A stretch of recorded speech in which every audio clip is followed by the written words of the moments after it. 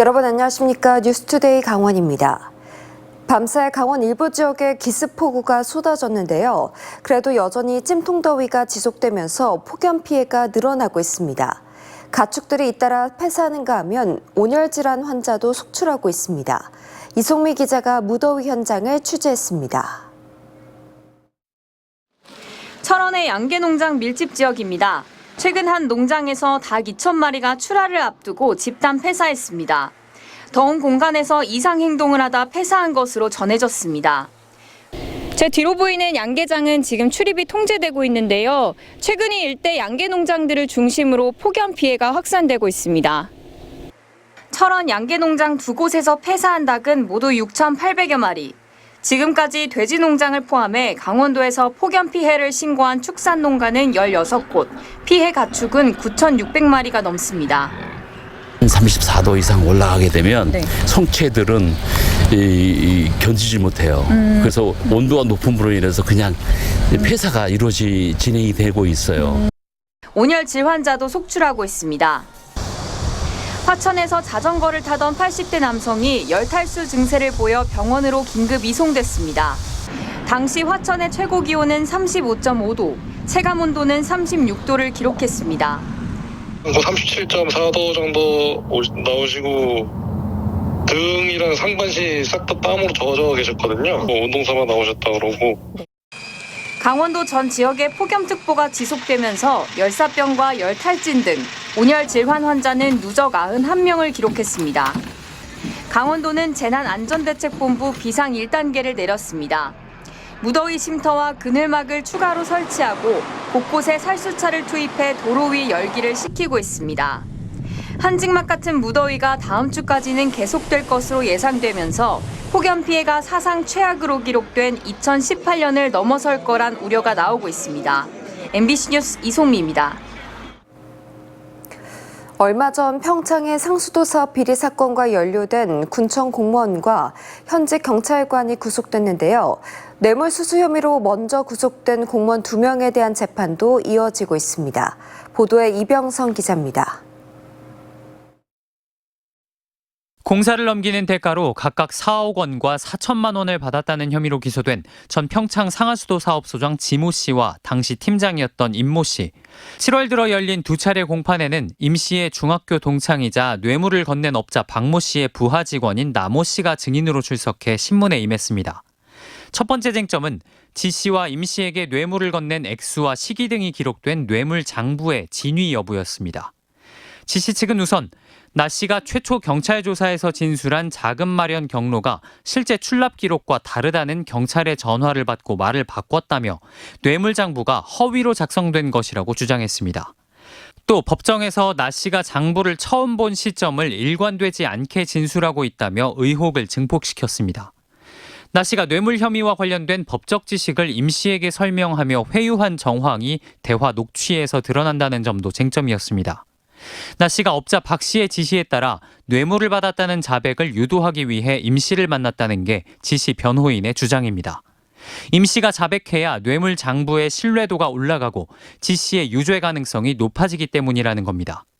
이 때문에 나 씨가 임 씨를 안심시키기 위해 임 씨가 3천만 원 아래로 받은 건 특가법에도 적용되지 않는다. 뇌물죄가 성립하려면 대가성이 있어야 한다는 등 일반인 수준을 뛰어넘는 법률 지식으로 회유했다고 지 씨 변호인은 주장했습니다.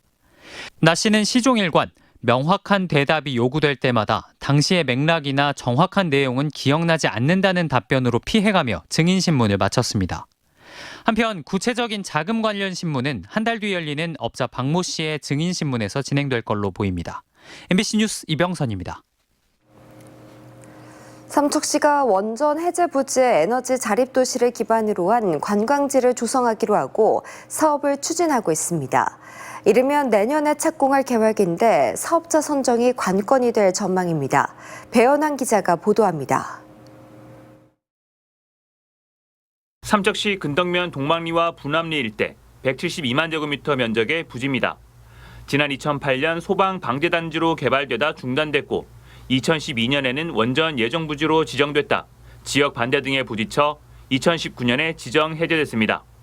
이후 삼척시가 원전 해제 부지 일대에 에너지 자립과 탈탄소를 기반으로 하는 관광 휴양타운 건립 사업을 추진하고 있습니다. 국도 12와 민자 1,000억 원 등 모두 2천억 원이 투입되는 대형 사업입니다. 지난해 2차 공모를 거쳐 숙박시설 우선협상 대상자로 동양을 선정하고 협의를 이어가고 있습니다. 강원도는 지난 5월 삼척 원전 해제 부지를 에너지관광 복합단지 조성 지역개발사업 구역으로 지정 고시했습니다. 풍력발전 연료전지 사업과 함께 호텔과 리조트, 캠핑장이 조성될 계획이며 시행 기간은 2026년까지입니다. 삼척시는 일부 부지 구입을 마쳤고 현재 지반 조사 용역과 전기 설계 용역 발주 등을 진행하고 있습니다. 올해 10월 강원특별자치도에 실시계획 인가를 신청하여 최종 내년 6월 실시계획 승인 및 사업 착공을 진행할 예정입니다. 현재 사업의 중요한 축이 될 숙박시설 우선협상 대상자가 본 사업자로 선정되는 과정이 마지막 관건으로 남았습니다. MBC 뉴스 배현환입니다. 40여 년 전 강원 춘천에서 태어나 프랑스로 입양됐던 여성이 고향으로 돌아와 부모님을 애타게 찾았지만 결국 찾지 못하고 오늘 떠나게 됐습니다. 나이는 43살, 이름은 조연아 씨인데요. 안타까운 사연을 나금동 기자가 취재했습니다. 사람들이 많이 오가는 춘천의 전통시장. 3살 때 프랑스로 입양된 조현아 씨가 40년 만에 고향 땅을 밟았습니다. Je ne sais pas pourquoi, mais beaucoup ma mère biologique. D'avoir donné la vie et de comprendre. 친부모를 찾아달라는 전단지를 나눠주며 실오라기 같은 희망을 쌓아갑니다.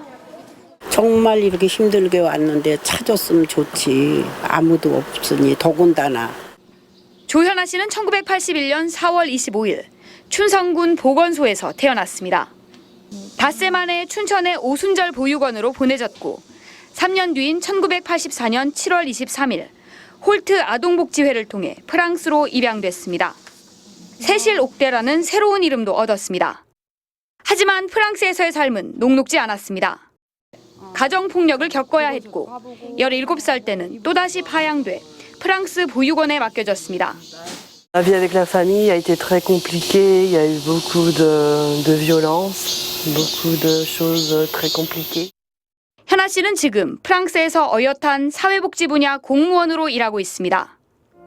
부모님을 찾기 위해 대사관을 통해 유전자 등록을 마쳤고 지난달 23일 입국해 프랑스로 다시 출국하기 전 가족을 만날 수 있기를 바라고 있습니다. De rancœur, j'ai pas de colère, j'ai juste envie de les retrouver pour m'aider encore à continuer à avancer dans ma vie. MBC 뉴스 나금동입니다.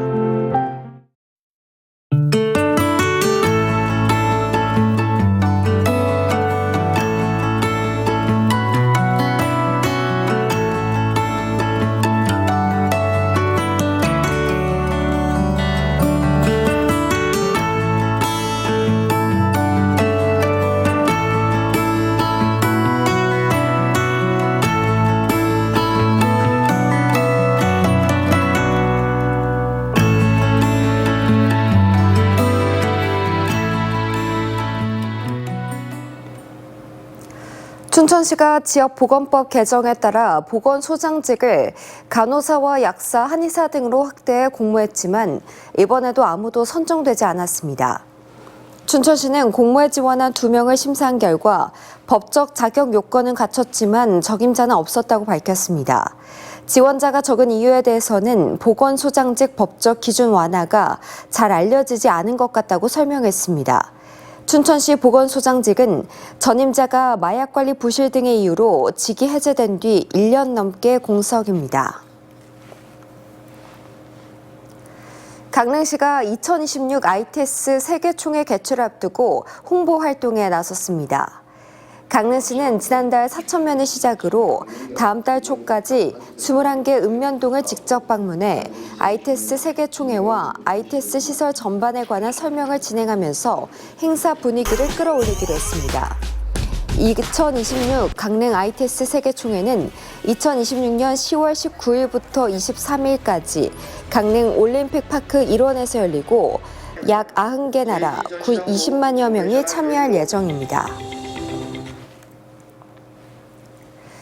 광업 활성화로 한때 인구 10만 명을 넘었던 태백과 정선 지역의 인구 감소세가 도내에서 가장 가파르게 진행되고 있습니다. 1987년 12만 208명이었던 태백시의 인구는 이후 빠르게 줄어 2012년 5만 명대, 2022년에는 4만 명 선마저 무너져 현재는 3만 8천 명대입니다.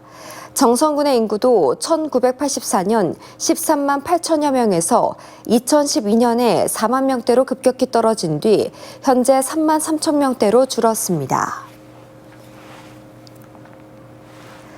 지난해 강원도에서 발생한 교육활동 침해 유형 가운데 모욕과 명예훼손이 가장 많았습니다.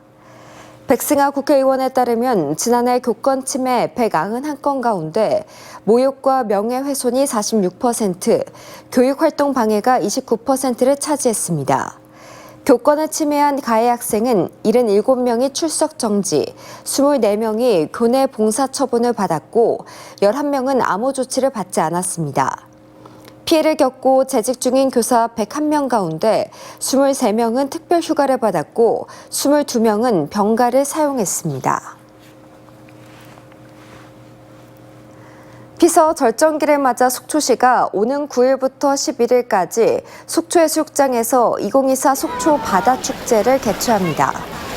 이번 축제에서 낮에는 환경과 상생을 위한 친환경 웰니스 체험 프로그램이 열리고 밤에는 무대 공연과 시원한 수제 맥주, 브러리가 포함된 속초 바다 비치펍존을 운영합니다. 또 버려진 병뚜껑을 활용한 업사이클링 전시물과 바다생물 공기 조형물을 비치해 친환경 캠페인도 펼칩니다. 제13회 둔내 고랭지 토마토 축제가 오는 9일에 개막해 11일까지 열립니다. 대규모 토마토 풀장 속에서 금반지 4동과 워터파크 이용권, 농산물 선물 세트, 둔내 토마토 등의 경품을 찾는 이벤트가 하루 2번 진행됩니다. 또 토마토 무게 맞추기, 토마토 골든벨과 물총놀이, 길거리 탁구 등이 펼쳐집니다. 올해 축제에서는 처음으로 토마토 드라이브스루 판매장을 국도변에서 시범적으로 운영합니다. 지난달 말에 플라이 강원을 인수한 위닉스가 사명을 파라타 항공으로 바꿉니다. 새로운 사명인 파라타는 맑은 하늘빛의 색을 뜻한다며 차별화된 고객 서비스로 여행 경험의 패러다임을 바꾸겠다는 의미를 담았다고 설명했습니다. 파라타 항공은 저비용 항공사와 대형 항공사의 이분법 구조를 넘어 글로벌 하이브리드 항공사로 발돋움할 계획입니다. 원주 출신의 트로트 가수 공훈이 원주시 홍보대사로 위촉됩니다. 공훈의 본명 이상훈 씨는 지난해 트로트 오디션을 통해 인지도를 쌓고 활발히 활동하고 있는 가수로 밝고 젊은 에너지를 갖춰 원주를 활력 있는 도시로 알리는 데 도움이 될 것이라고 원주시는 밝혔습니다. 이로써 원주시 홍보대사는 모두 13명으로 늘었습니다. 원주시 홍보대사는 2년 임기로 연장이 가능합니다. 환경부의 양구 수입천댐 건설 계획에 대해 양구군이 반대 입장을 강력히 표명하고 백지화를 촉구하고 있습니다. 이를 위해 오늘 문예회관에서 지역기관, 단체에 방산면 수입천댐 건설과 관련한 상황을 설명하고 대책을 논의할 계획입니다. 양구군은 1944년 화천댐, 1973년 소양강댐 건설 이후 육지의 섬으로 전락한 상황에서 수입천댐이 건설되면 삼면이 모두 댐으로 막혀 막대한 피해가 발생할 것으로 예상하고 있습니다. 이웃 주민에게 정글돌을 휘두른 60대가 구속됐습니다. 춘천경찰서에 따르면 춘천지방법원은 특수협박 혐의를 받고 있는 60대 남성에 대해 도주 우려 등의 이유로 구속영장을 발부했습니다. 이 남성은 지난달 31일 춘천시 후평동의 한 아파트 쉼터에서 이웃 주민이 공용 잿더리를 치웠다는 이유로 화가 나 50cm 길이의 정글돌을 휘두른 혐의를 받고 있습니다. 이상으로 뉴스를 마칩니다. 시청해주신 여러분 고맙습니다.